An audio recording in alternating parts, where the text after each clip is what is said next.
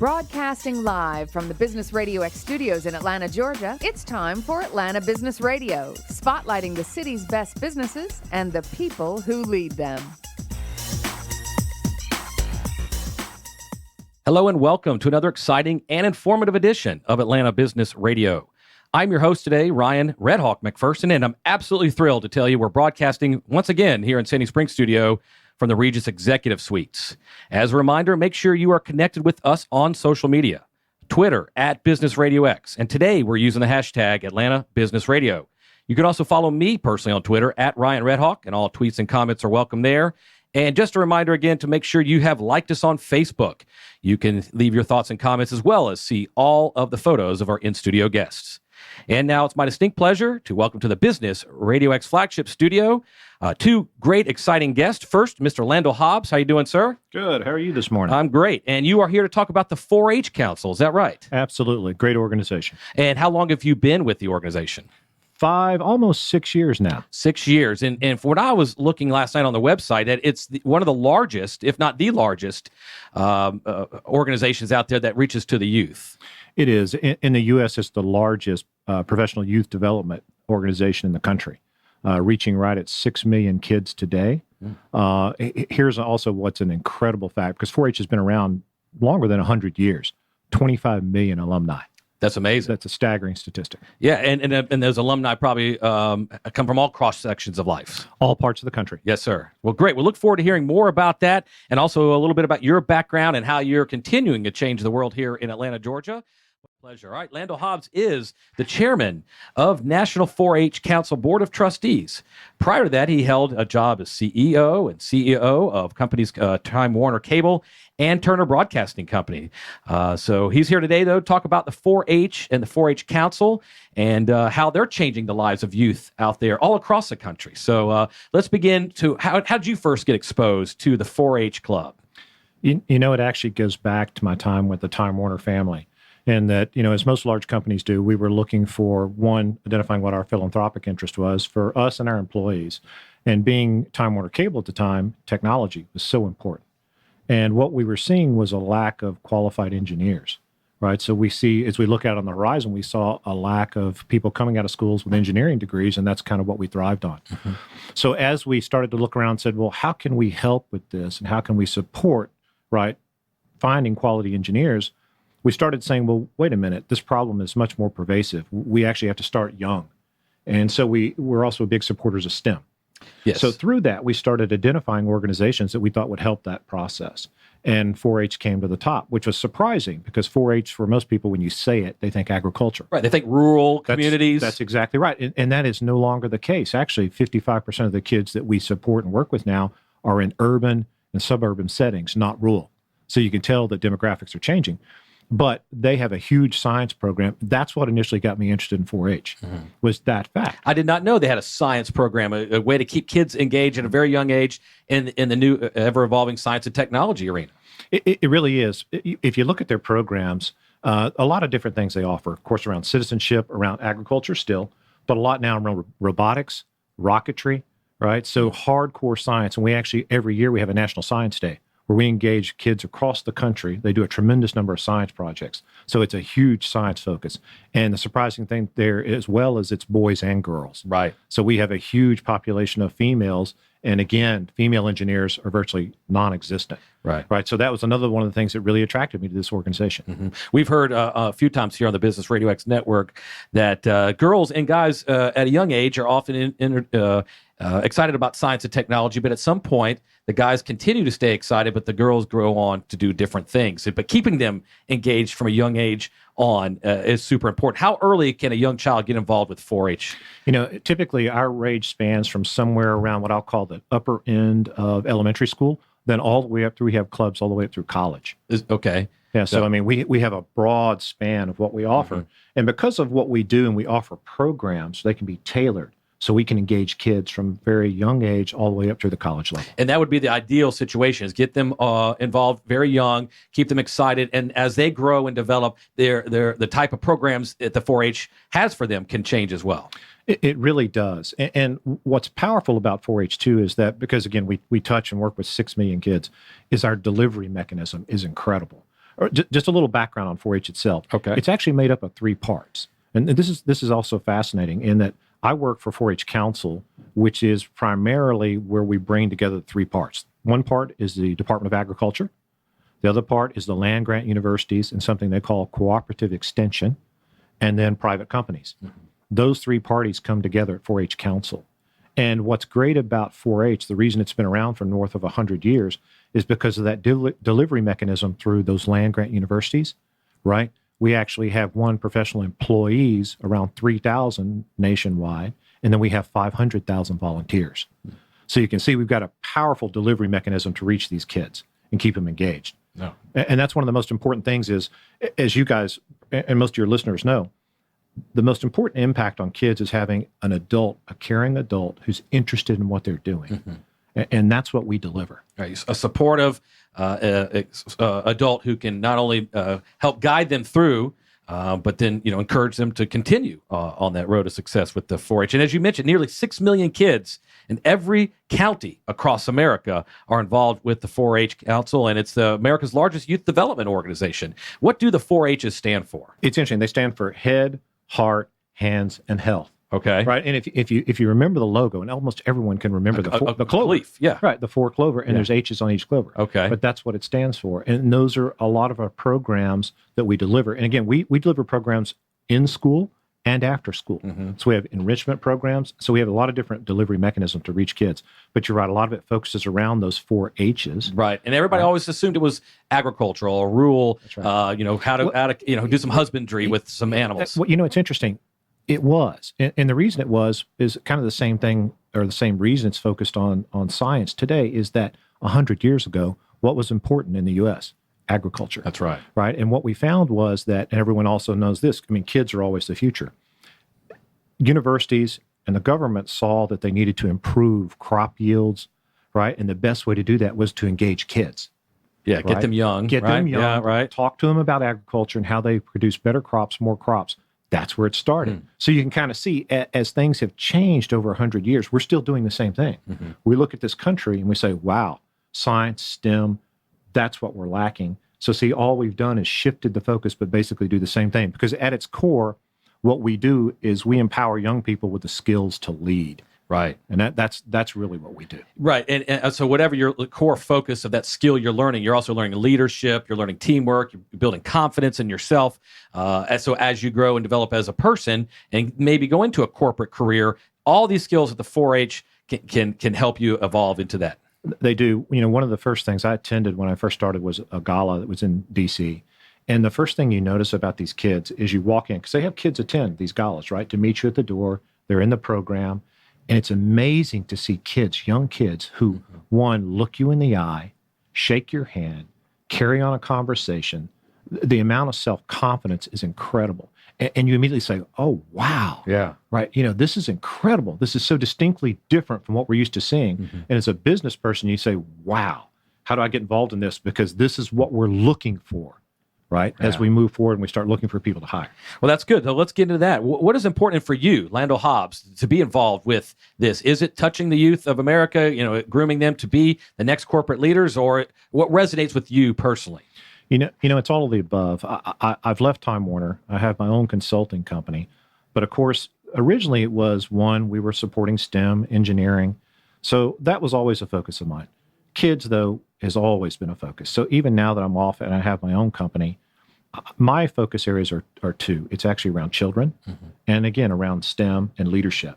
And so that's what attracted me to this, and that's the reason I'm still involved, is because I firmly believe that, as we all should, that kids are the future, and we have to stay focused there. And right now, I'd like to give you some statistics, if you'll bear with Please do. me. Yes. This is one of the reasons that I think 4-H is so important, and some of these are pretty incredible. So, as of today, 66% of U.S. youth are not proficient in reading by 4th grade. 33% are overweight or obese. Half of youth in grades 4 to 12 reported being bullied by other students at school. And for the first time in the last 50 years, the majority of U.S. public school students are living in poverty. Those are statistics that are just shocking. And then you jump up to what employers say, and this is half of all high school students, this is what they say, are not prepared for life after high school, for college or career. 50%.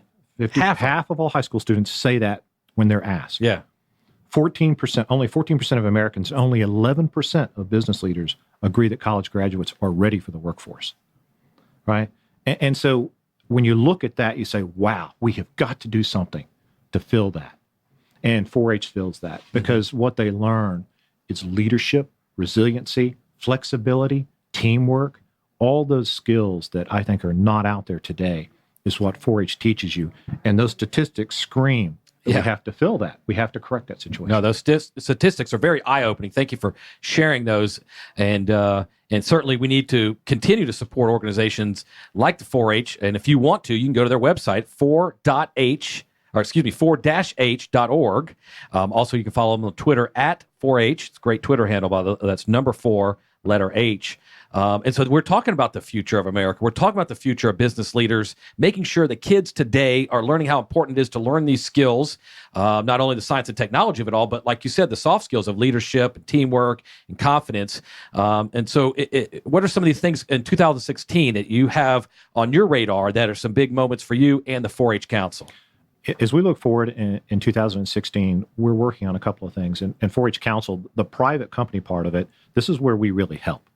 One is we're taking a hard look at the brand itself, right? Because again, most people think of us as only agricultural based. That's not the case. Right. So this year we'll be rolling out kind of what I'll call a brand refresh or essence change. Yes. That will bring it into the current, but focused on what it does for leadership for kids. We have a national spokesperson, which we're going to announce in the early spring. All right. Right. And also what we're trying to do then is activate our 25 million alumni. Yeah, and that's a huge base that you can get together. It is, but it's been going on for so long. Today, as we sit here, we don't have a way to activate or get in touch with 25 million people. But we're trying to reach out and activate that so we can basically push the movement from touching 6 million kids to move to 10 million kids. Right. And there's 53 million kids in high school or in school that we can affect. We're going to move from 6 to 10 million. Those are our goals in 2016. That's a great goal to have, and we can support that mission here at Business Radio X. Please let us know. We'd be happy to do so. So if you're a listener out there, one of those 25 million past members, and you want to get back involved with 4-H, reach out, and you can do so because they're looking for more participation from some of those members from the past. So this project or this whole organization kind of runs so deep and crosses so many different sections of society. But who are these kids particularly? You mentioned the urban areas. Are you trying to reach them more so than perhaps more of these affluent suburban kids? Both. Of course, if we look at demographics, everyone's moving more and more into urban settings, right? And so if you look at what's happening there, we have to focus there. So one, we'll have a much bigger focus on urban, which means we have to tailor our programming. Two, we have to do a much better job in the Hispanic community because of what's happening with those demographics. So absolutely, we're trying to, one, stay true to our roots where we still do agricultural, but also then shift more and more to STEM and then tailor that to urban situations. So those are some of the things we're trying to do to capture these kids. And again, through the land-grant universities and their extension, we're all three, the U.S. Department of Agriculture, private companies, and the land-grant universities are all focused on this together. And so I think we're going to be very successful. Do you need more business leaders to get involved who are not currently, and how would they go about doing that? Absolutely. And you're right. There's so many alumni. What's amazing is I run into business leaders all the time who said, I was in 4-H, right? So to the extent you're a business leader out there and you were in 4-H, please reach out to us because we need to do this private-public partnerships, and we can definitely help businesses. And it's time for those alumni to reactivate because it's such a powerful, powerful organization. And there's so many ways to get involved in giving back, whether it's through science, through technology, through the creative arts. Creative parts, the deal that, talk to a little bit about that portion. Well, you're right. It's not just science. It's not just agriculture. We do a lot of healthy living. So we focus on health, right? Staying active, food, right? And diet. We focus on the arts because remember, leadership skills, they've not changed over 100 years, really, right? You've got to be broad-based. And we see this kind of focus towards myopic specialization in today's world. We need people who can move across. We need those broad-based leadership skills. And so the more stuff that you've been involved in, the stronger leader you are. So absolutely, creative arts are just as important as the science. Right, and it makes you a good citizen, makes you a good steward of the community, a good business leader, will help you expand and grow professionally for sure. So these children, when they go, do they usually go to these, when you get involved, is it a meeting at the school once a week, once a month? Walk us through some of the programs and where they go and how often. Absolutely. and again, because we're trying to reach kids, we offer a whole set of different ways to connect. So some are after school enrichment, some are in school. Typically, it's clubs that will meet once a week, once a month, depending. It'll be tailored to that group of kids, and also tailored to what the volunteer can do, as well as if there's a professional extension employee involved. But yes, it's pretty flexible. So if you reach out through the websites we've given you, we can line you up with how you can get involved. And for a nonprofit, I'm also going to read you one more set of statistics, because for the business people listening, particularly when they think about nonprofits, they say, that sounds great, but show me, right? Show me. Yeah, I want to see some numbers. Yeah, show me the money. Yeah. Well, we actually did, because 4-H has been around so long, we have the luxury of doing this. We had Tufts University do a longitudinal study, a 10-year longitudinal study of 4-H kids. Here's what the impact was. They were 2 times more likely to make healthy decisions. They were 2 times more likely than their peers to pursue STEM opportunities, 4 times more likely to give back to their communities, and girls were 3 times more likely to stay involved in science than their peers. So you can see we have a demonstrable, factual basis on what it does. Yeah, very positive results of all the good work that you're doing there. That's good to put it on paper so people can see and kind of put their eyes and ears around it. So definitely thank you for sharing that for sure. What does it look like here in the Atlanta area? You know, in Atlanta, there is actually, because of UGA, which is one of the most powerful land-grant universities in the cooperative extension program, Georgia is a very powerful 4-H state. Okay. We basically deal with 180,000 kids in the state of Georgia. So there's chapters all across Georgia. There's actually several in Atlanta, one in Buckhead, right? So there's all over. But through UGA is where a lot of this is facilitated. And again, they do a tremendous number of things for the kids in the state of Georgia. And if kids want to sign up, is there membership dues for the kids? How does it work like that? No membership. Nope. Well, then how does 4-H generate revenue? It is really a couple of different ways. It is because we were born out of the Department of Agriculture and land-grant universities. There's funding from the federal government. That's one way, which flows from the federal government to the land-grant universities, then from the land-grant universities into the 4-H cooperative extension program. States also raise money from private companies, and then that is one of our primary roles as the private company part of the 4-H, the three-legged stool, as I call it. Yep. We raise money to also to enable programs and then work with universities to facilitate it. So there's a number of ways to raise money, but typically not from the kids. Right.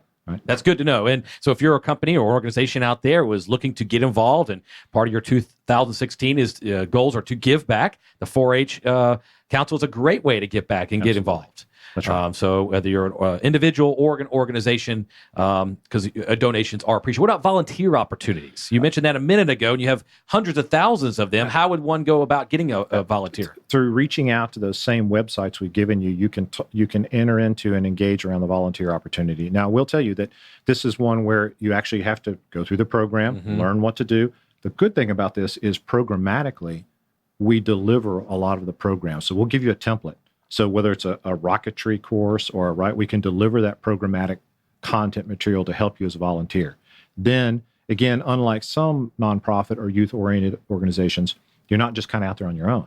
You can reach out to an actual employee of a cooperative extension land-grant university who's a professional at this, right? So you have a fallback to go to someone and say, well, what do I do in this situation, right? So as a volunteer, it's very good because, one, you have programs, they give you templates, and then you also have someone you can talk to at any point in time to say, well, how do I handle this situation? Or my kids are interested in this type of program. Do we have some kind of template for that? Yeah, that's great. And what about getting involved with groups of youth through a Boy Scout club or through a whole, or is it strictly on an individual basis? Well, again, the way we deliver this content to kids is through these after-school enrichment or in-school, but also mostly it's through clubs. Right. So you have a club or group of 4-H kids. And then within that club, then you decide you may do group projects or you may do individual projects like public speaking or citizenry, right? So there's a lot of things that they do mostly on a group basis. So you're always working with other kids. Right, and that's part of the teamwork element of it all, learning how to get along and work well with others, which I'm sure you experienced through your many years of leadership at different organizations like Time Warner and Turner Broadcasting. What were some of those life skills that you learned, in the corporate world that you're now able to bring to the 4-H Council and the leadership team over there? I think it was a really good understanding of what was missing out there in the workforce, right? So because you're right, I worked for companies primarily in the entertainment industry for so long, and I did a lot of recruiting. And again, what you found is you would have kids coming out of universities who were very good from a specialized standpoint, but they really didn't have a lot of leadership abilities. And they didn't have a lot of what I'll call common knowledge or good common sense, right? And so I always saw that as a weakness. And then when I got involved with 4-H, it was like, the light bulb goes on. Wow, they're delivering that. Yes. They're fixing the problem that I, as a businessman, saw. Right. So that's the reason it's so important. And as I was going through my career, you always looked for that, right? It wasn't always necessarily the person who looked the best on paper. It was the person who had great work ethic, who worked well with other people, right? Who could engender and form teams. Those are the kind of skills people really look for. Yes. Right. And that's what we are trying to deliver. So I think I bring that perspective to 4-H because, that way we as businesses can tell land-grant universities and the Department of Agriculture, no. This is what we need. Right. Right. Coming from business people. Right. And then we can align our programs, appropriately. And that's all good stuff there. And it sounds like you're the right man in the right time for the right position over there at 4-H with all your past experience, where the 4-H is heading in the future and with America's youth. As some of the statistics you mentioned a minute ago are not on track as they should be. So you're teaching those life skills, those soft skills that they can piggyback on those technical skills that they may be learning in the classroom or the 4-H council itself. To make sure America, continues to head in the right direction. So, looking for more children to get involved, looking for more volunteers, looking for more donations, just hopefully getting the word out there to more people, and like you said, a kind of a new branding of 4-H in 2016, and so people can look to the website www.4-h.org for more information there, and Twitter at 4-H, and I'm sure you're on Facebook as well. People can find you there. So. The future of America depends on the youth, and it's good to know a guy like you in this position and with an organization that's been over 100 years strong is continuing the good mission for sure. So we encourage our listeners, get out there, get signed up, get involved, and start to give back for sure. So love to ask you as well, how can people find you outside of those website channels or LinkedIn perhaps? So how can people connect? Yeah, you can definitely find me on LinkedIn just because of my company, LCH Enterprises, LLC, consulting in the telecom, media, and telecommunications space. But that's the way to get in touch with me. Okay. The easiest way. Yep. Right. And so we will have that all on our website. So you can find that there, links to that there if you want to connect with Mr. Hobbs and his company, or want to ask him questions about the 4-H Council and how they can get involved for sure. And one last question before we get out. What do you like to do here in Atlanta in your off time to stay inspired or stay motivated?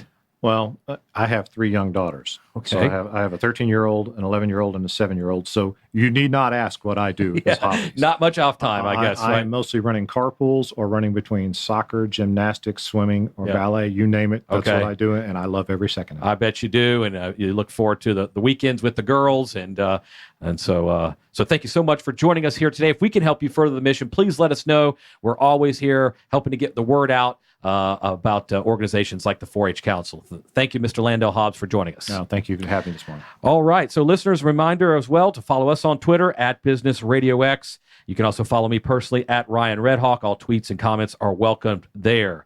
So if your company is out there doing something interesting to genuinely serve your market, your community, and your profession, reach out to us directly on the website, businessradiox.com, and pitch us your story. Thank you to Stone Payton and Lee Cantor. And on behalf of the entire Business Radio X network, I'm Ryan Redhawk McPherson. We will see you on the radio.